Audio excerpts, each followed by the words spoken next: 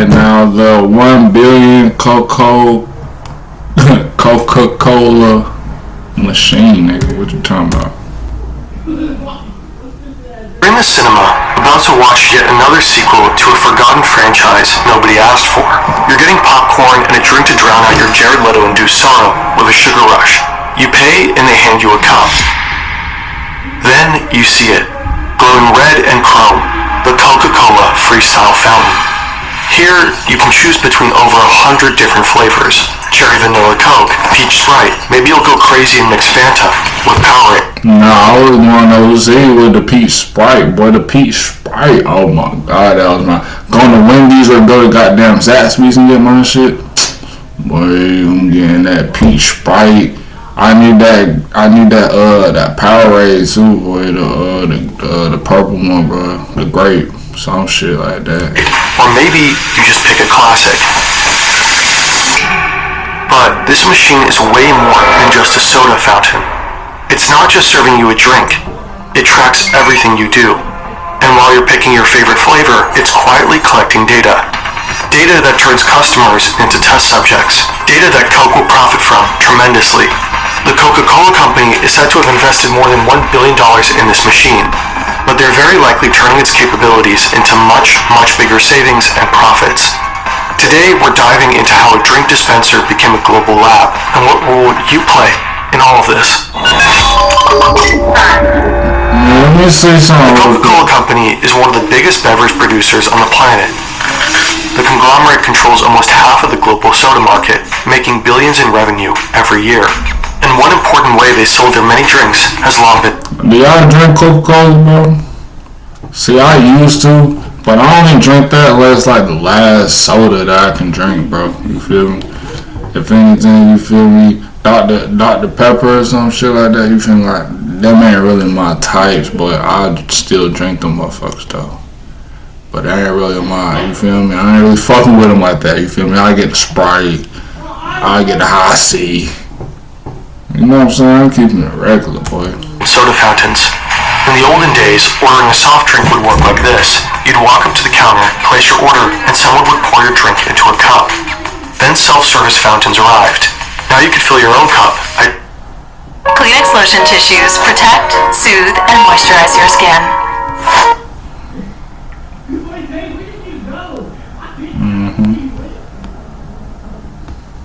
At your own discretion. When you were a kid, this fountain was everything. You could mix yourself something truly undrinkable.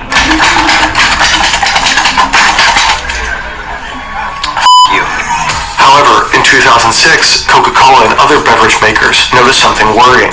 For the first time since 1985, the sales volume of carbonated beverages had declined. People started to focus more on their health and well-being. They were increasingly looking for sugar-free drinks and low-calorie options. But Coke's fountains just weren't ready for that. At that time, only about 1% of all Coke fountains in the US even offered Diet Coke. Meanwhile, the choice of sodas at convenience stores had increased dramatically. Rows and rows packed with hundreds of bottles and cans.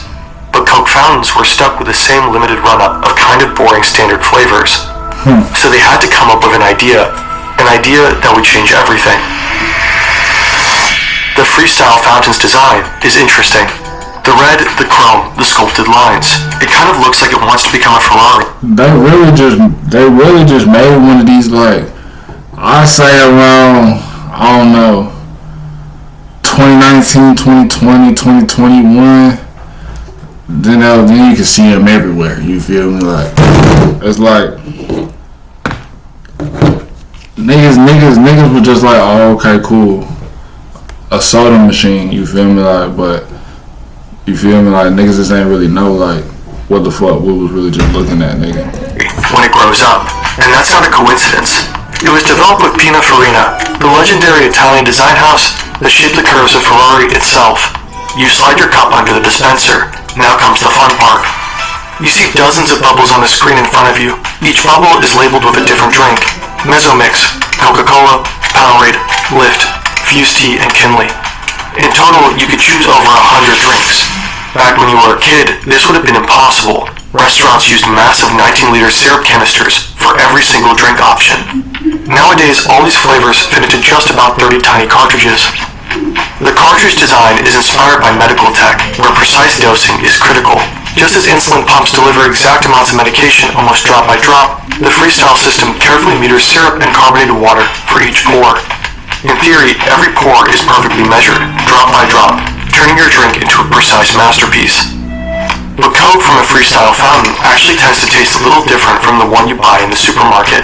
In contrast to the old canister systems that pre-mix syrup and sweetener, Freestyle keeps flavors, sweeteners, and carbonated water separate. Now, when you press the button, the flavor, sugar, and carbonated water are combined on demand. This can make your Coke taste slightly different from other preparations. Staring at the bubbly screen, curiosity kicks in. You came in for your usual, but you gotta admit, some options here are tempting. You tap the Powerade bubble, and suddenly a whole lineup appears. Powerade Raspberry, Powerade Lemon, Powerade Strawberry. So many choices. Which one to pick? You even mix a drink that doesn't exist before. You could create your own secret flavor.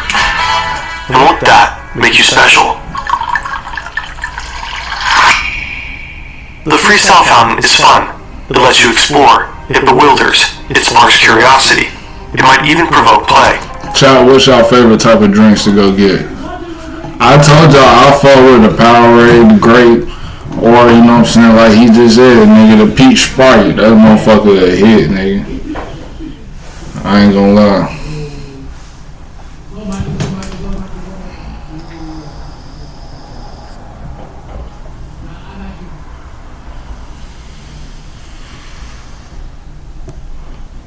Nah, Chick-fil-A got that shit too. They got all type of shit. And that's exactly the point. Coca-Cola doesn't just want to sell you a beverage. It wants you to feel something. This technique is called experience marketing. Right here in front of this machine, you're not just choosing a flavor. You're interacting with the brand. You are literally experiencing it. Every tap, every bubble, every choice pulls you deeper into the Coca-Cola universe. And that matters, because moments like this make you remember Coke, not just as a drink, but as a feeling. And ideally, it wants you to go home and tell your friends about that insane machine that lets you mix your own Coke and offers that amazing weird new flavor they so gotta try. And Freestyle isn't the only example for Coke's experience marketing. Think about Share a Coke. Different campaign, same idea. And it's all part of Coca-Cola's bigger play, shifting from being just a product brand to an experience brand. Anyways, you ultimately go for a Sprite. You didn't even know Sprite Cherry existed. Time to give it a shot. You press the pour button, then you take a sip. Not half bad. You're not the only one who is curious about Sprite Cherry. All over the world, people have made the exact same choice. Obviously, Coca-Cola didn't offer you this new flavor just for fun. The Freestyle ecosystem is basically a giant testing lab. Every pour, every mix, every flavor you try feeds into a massive experiment. Oh, so none of this shit is even real. Like, hell, you, like he said, freestyling your drinks and shit, boy. Like, whatever you tasting, shit, you feel me? It's a little experiment, you feel me? It don't even matter for real. These won't even probably be sold in those real stores and shit, my nigga. It's just, you know, just trying some new shit, you feel me? But I ain't gonna lie, this shit gonna be here forever. I ain't gonna lie. Not that Coca-Cola just made a boss move, my nigga. It ain't no way. Why would they get away from that shit? You feel me? That shit gonna be at every restaurant, every McDonald's, every Wendy's. You feel me? Come on, fool. You know? Make your shit now. Program on a global scale. And with this particular new flavor, the experiment actually worked. But this is just the tip of the iceberg. When Coca-Cola launched the Freestyle in 2009, they packed it with cutting-edge technology. Reliable wireless networks like the ones we have today weren't exactly standard, so Coca-Cola built their own. The network they created links every Freestyle machine directly to Coca-Cola's back-end systems, which are managed through SAP software. Think of it as the company's brain. It keeps track of everything happening across all departments in real time. Every single day, over 50,000 Freestyle machines send data back to this brain. They report everything that's going on inside them, which flavors are being poured, what time of day they are consumed, or how much syrup is left. You might not experiment with your drink choices, but many other people do. That is how Coca-Cola discovered that people really like Coke Orange Vanilla, Sprite Cherry, Sprite Strawberry, and Coke Cherry Vanilla. Some of these flavors started as user creations, combinations people kept mixing again and again at the freestyle machine. Others, like Coke Orange Vanilla, were developed by Coca-Cola. The more people got these, the stronger the signal became, and what started as a tiny bubble on screen ultimately moved into full production. Sure, you could argue the company might have released these flavors eventually either way, but with freestyle, those decisions happen faster than before, and might be grounded in better data. But there's more. Before freestyle, staff had to manually check those giant syrup canisters. They probably used inventory sheets, maybe did a bit of guesswork, and called or emailed Coca-Cola to reorder. Freestyle completely transformed fountain logistics. Every night, the system collects data from this exact machine and figures out how many units of each cartridge needs to be delivered. Every 2 hours, nigga, damn. Well, shit. To the cinema. And it's not just based on what you and your friends poured yesterday. Algorithms predict demand and even factor in planned promotions for specific beverages.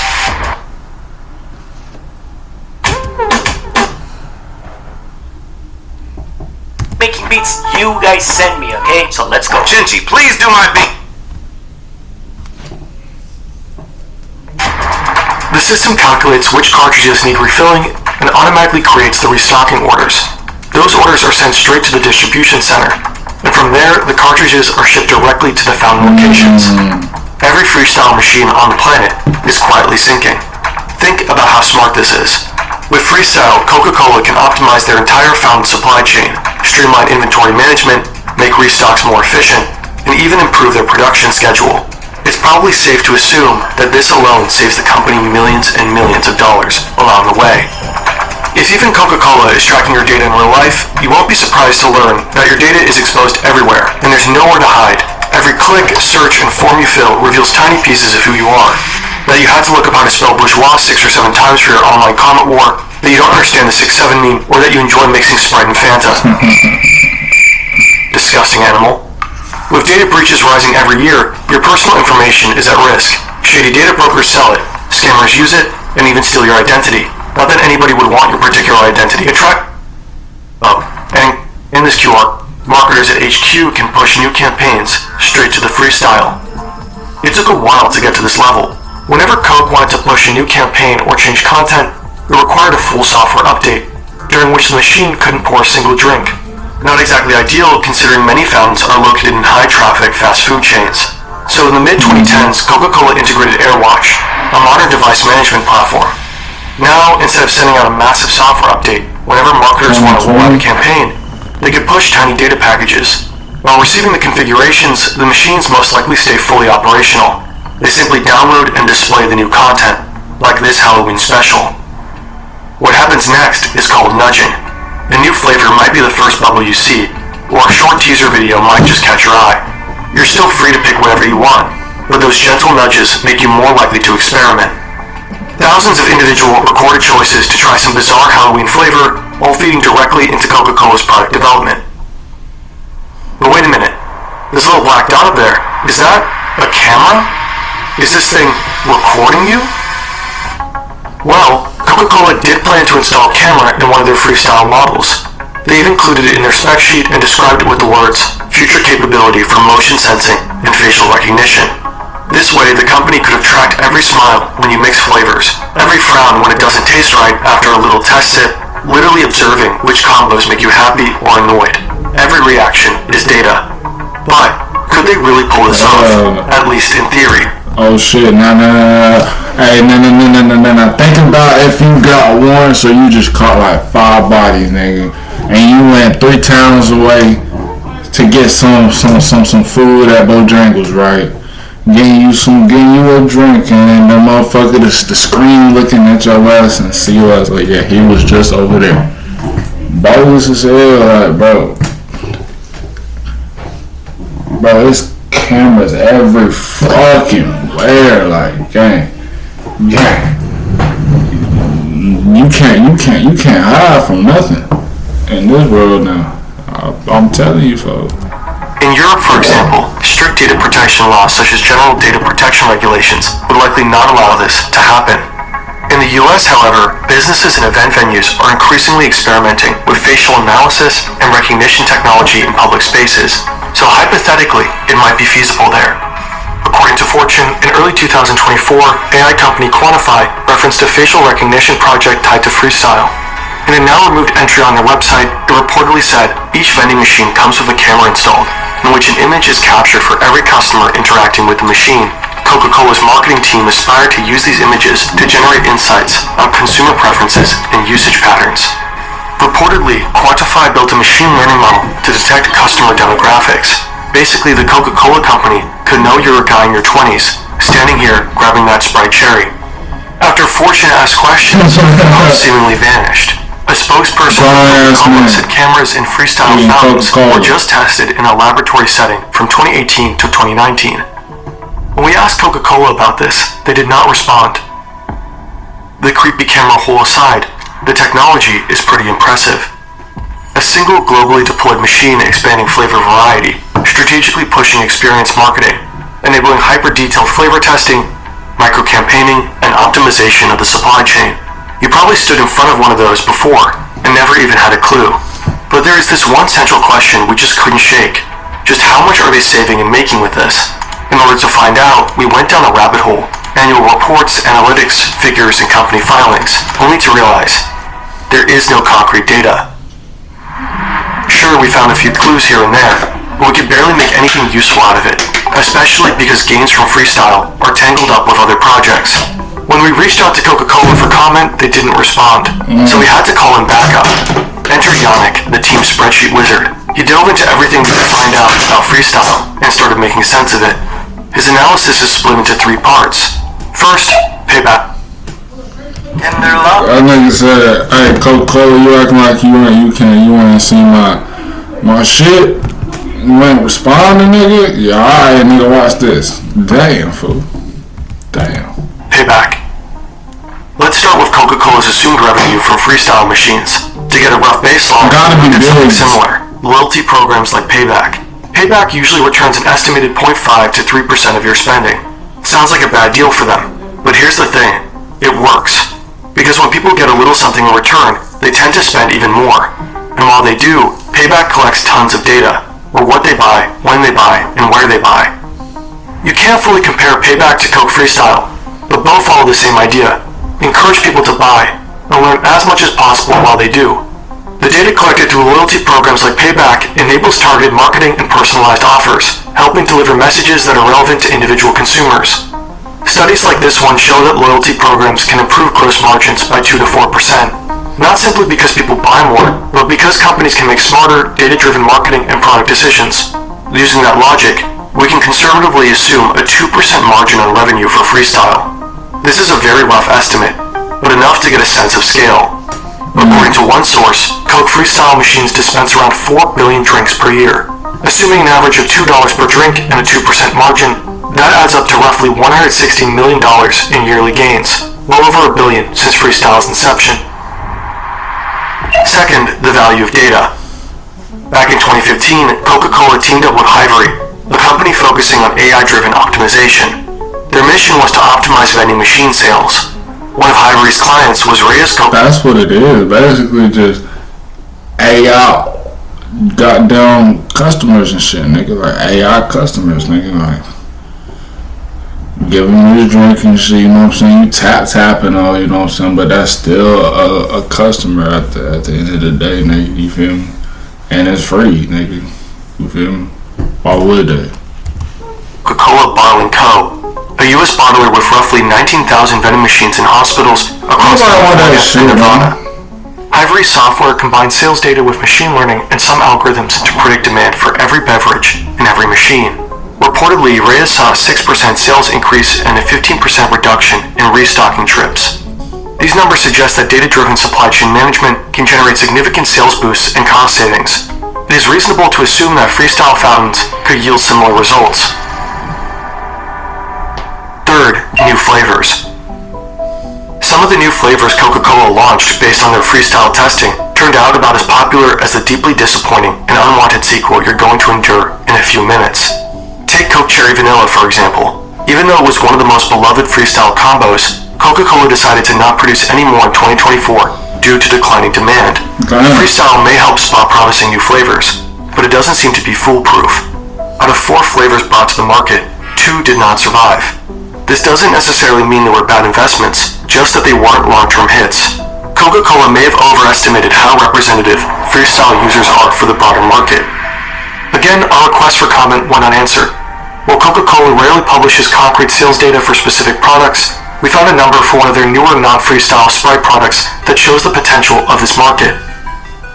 Sprite Chill generated $50 million in sales in its first 21 weeks in the North American market. Sprite Chill. Again, it's hard to estimate the total profit the company may have made through new flavors that started on... Talking about Sprite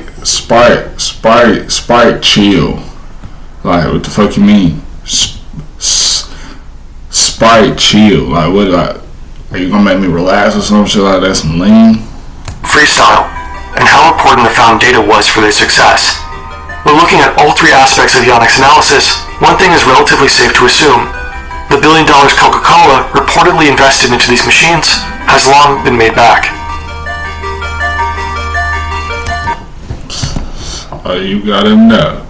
That's all you gotta know. That's all Coca-Cola really saying. Like, bitch, we made our money back. Don't give a damn.